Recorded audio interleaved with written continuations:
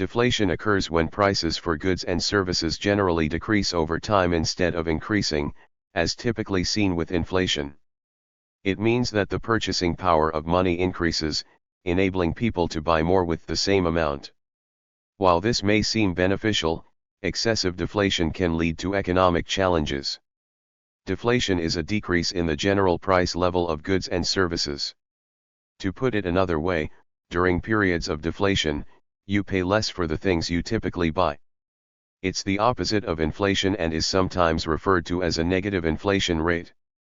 Deflation causes a currency to become more valuable because falling prices allow consumers to buy more with the same amount of money. There are two main causes of deflation and both relate to the well-known economic principle of supply and demand. Decreased demand for goods and services. Deflation due to a decline in aggregate demand happens when consumers are less willing to spend money. When consumers aren't spending, producers are forced to lower the prices of goods and services to entice them. Decreased consumer demand may happen when consumers become nervous about the future of the economy. During troubling world events like wars, global pandemics, or environmental disasters, people often decide to save their money. Demand can also decrease because central banks, like the Federal Reserve, have restricted the supply of money by raising interest rates or taxes. One main reason they do this is to counteract too much inflation. With higher interest rates, borrowing money becomes more expensive, so people are less willing to take out loans to make big purchases. Increased supply of goods and services. A decline in production costs for things like energy and raw materials enables producers to make more products. But if consumer demand doesn't keep up with the increased supply, producers will have to lower their prices to entice customers. Technological advances that lead to increased productivity can also spur aggregate supply and, consequently, lower consumer prices. Is deflation a good thing or a bad thing? Lower prices might seem like a good thing, especially when it means your grocery budget stretches a lot further than it used to. But while stronger purchasing power is a bonus in the moment, deflation is generally considered a problem. Bad deflation. When producers lower their prices, they have to cut costs in other areas, often lowering wages or laying off workers. This can then set off a chain reaction known as a deflationary spiral. Laid-off employees then decrease their spending, furthering a fall in demand, and deflation increases, leading to a lower rate of economic growth. Deflationary spirals can intensify an economic recession, which is exactly what happened during the Great Depression in the 1930s. After the stock market crashed, companies collapsed, and unemployment skyrocketed. A panicked public withdrew its money from the banks and stopped spending, resulting in the most dramatic period of price deflation the country has ever seen. More recently, deflation played a role in the Great Recession of 2007 to 2008, which was sparked by the collapse of a housing bubble. The subsequent wave of mortgage payment failures and resulting bank foreclosures made consumers fearful and decreased demand in the economy. At the same time, the Fed failed to inject enough money into circulation in response, and the country underwent a period of deflation. Good deflation. While deflation can be a harbinger of declining economic activity, moderate deflation caused by innovation can be normal and even a good thing, especially in sectors of the economy that experience frequent technological improvements. For example, smartphones were prohibitively expensive when they were first introduced. But over time, we've gotten better at making smartphones cheaper and more efficiently, which allows the producers to offer them at lower price points. How does deflation affect you? While it's always nice to see a cheaper grocery bill, it's a good idea to keep in mind the big picture effects of deflation. For you it might mean less expensive bananas, canned soups, and dried pasta, but it also means that people up and down the supply line, from the agriculture workers picking the fruits and vegetables, to the factory workers packaging the products, to the truck drivers delivering them to your grocery store, might be facing unemployment as producers cut costs. If deflation begins to expand throughout the economy, your industry might end up facing cutbacks and unemployment as well. More immediately, you might have to pay higher taxes or have a harder time taking out a loan. Here are a few things you can do to protect yourself against deflation. Have a thoughtful financial plan and an emergency fund in place. Keep your debts to a minimum to reduce the negative effects you feel from any period of deflation. If inflation is one extreme of the pricing spectrum, deflation is the other. Deflation occurs when the overall level of prices in an economy declines and the purchasing power of currency increases. It can be driven by growth in productivity and the abundance of goods and services, by a decrease in demand, or by a decline in the supply of money and credit. Generally, moderate deflation positively affects consumers' pocketbooks, as they can purchase more with less money.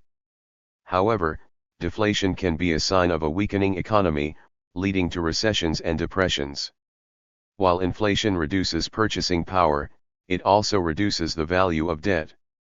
During a period of deflation, on the other hand, debt becomes more expensive. And for consumers, investments such as stocks, corporate bonds, and real estate become riskier. Deflation is when prices decrease over time. It stands in contrast from inflation, which refers to when prices rise.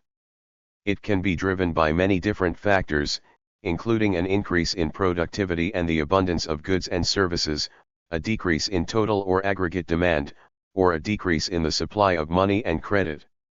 When deflation occurs throughout an economy, this typically means there is a fall in the overall level of prices and an increase in the purchasing power of the currency.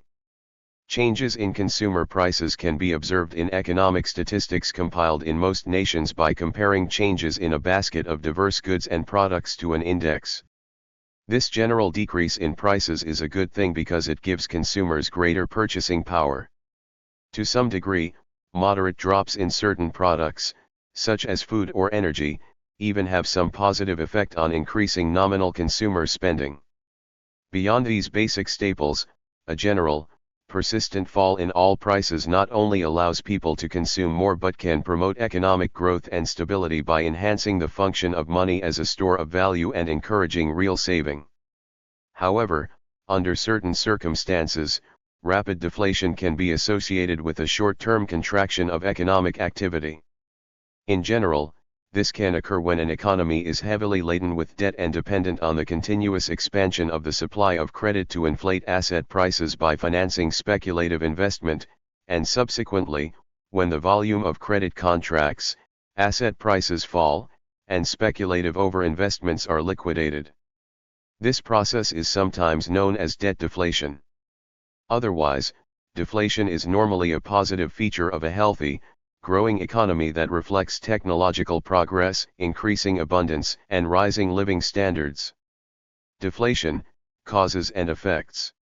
If, as the common saying goes, inflation is the result of too much money chasing not enough goods in the economy, then conversely deflation can be understood as a growing supply of goods and services being chased by a constant or slower growing supply of money.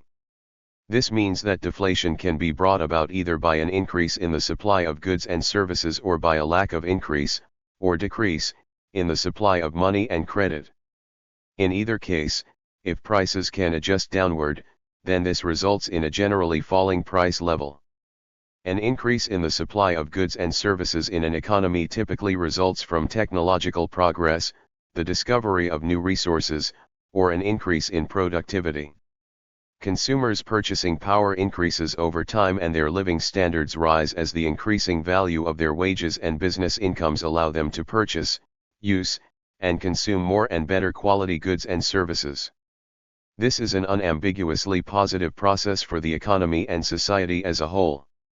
At times, some economists have expressed fears that falling prices would paradoxically reduce consumption by inducing consumers to hold out or delay purchases in order to pay lower prices in the future.